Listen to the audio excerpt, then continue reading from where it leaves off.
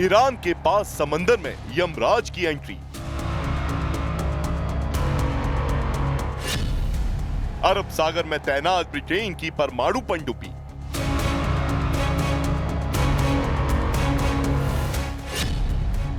समंदर का silent killer, Iran पर मंडराया खतरा।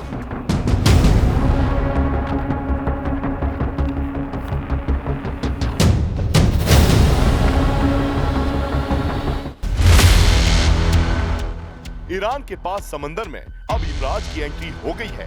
यूनाइटेड किंगडम की रॉयल नेवी की सबसे आधुनिक परमाणु पनडुब्बी HMS एनसन अब अरब सागर की लहरों को चीरते हुए ईरान की दहलीज तक पहुंच गई है।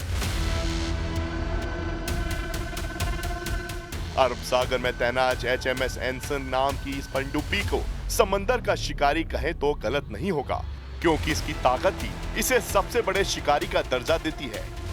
ब्रिटेन के अखबार डेली मेल के मुताबिक ईरान के खिलाफ जंग में ब्रिटेन खुलकर सामने आ गया है। ब्रिटेन की रॉयल नेवी ने अरब सागर में अपनी घातक परमाणु पनडुब्बी की तैनाती कर दी है। दरअसल ईरान के खिलाफ युद्ध में ब्रिटेन ने अब अपनी नीति बदल दी है।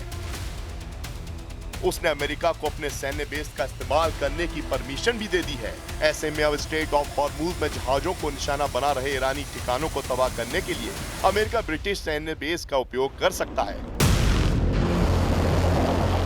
ब्रिटेन की सबसे बड़ी और सबसे शक्तिशाली हमलावर पनडुब्बियों में से एक HMS एनसन कोई मामूली सबमरीन नहीं, बल्कि समंदर में तैरता हुआ बारूद का एक ढेर है। HMS एनसन नाम की ये पनडुब्बी टॉम हॉक क्रूज मिसाइलों से लैस है, जो करीब 1600 किलोमीटर दूर से ही अपने टारगेट पर सटीक हमले करने की कैपेसिटी रखती है। इसके साथ ही इसमें स्पेयरफिश हैवी वेट टॉर्पीडो शामिल है, जो बड़े से बड़े जहाजों को मलबे में बदलने की ताकत रखती है। 318 फीट लंबी ये पनडुब्बी 7400 टन वजनी है। इसकी सबसे बड़ी ताकत है इसका परमाणु रिएक्टर। इससे 25 साल तक ईंधन की जरूरत नहीं है, यानी ये हफ्तों तक समंदर की अथाह गहराइयों में छिपी रह सकती है, जिसे दुश्मन का रडार पकड़ ही नहीं पाएगा।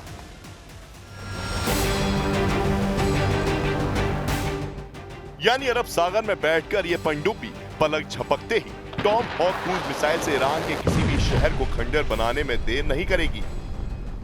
यही नहीं, अगर समंदर में कोई जहाज इसे रोकने की कोशिश करेगा तो इसके पास ही ऐसे टॉर्पीडो हैं जो एक झटके में किसी भी बड़े युद्धपोत को जल समाधि दे सकते हैं। ब्रिटेन की इस परमाणु पनडुब्बी की तैनाती का मतलब यह है कि अब ब्रिटेन और उसके सहयोगी देश ईरान को हल्के में नहीं ले रहे हैं। अरब सागर में HMS एनसन की मौजूदगी गेम चेंजर साबित हो सकती है।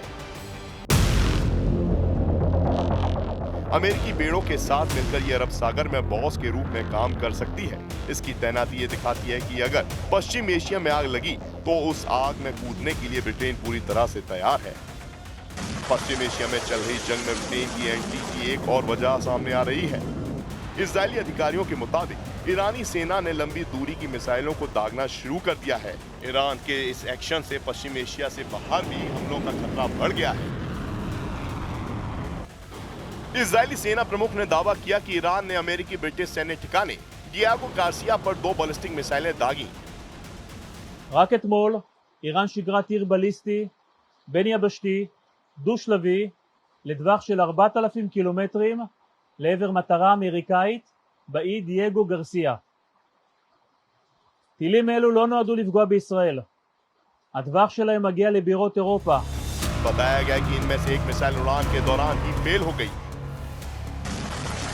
जबकि दूसरी को अमेरिकी जंगी जहाज से दागे गए इंटरसेप्टर ने हवा में ही नष्ट कर दिया। यानी हमला हुआ लेकिन टारगेट तक नहीं पहुंच सका।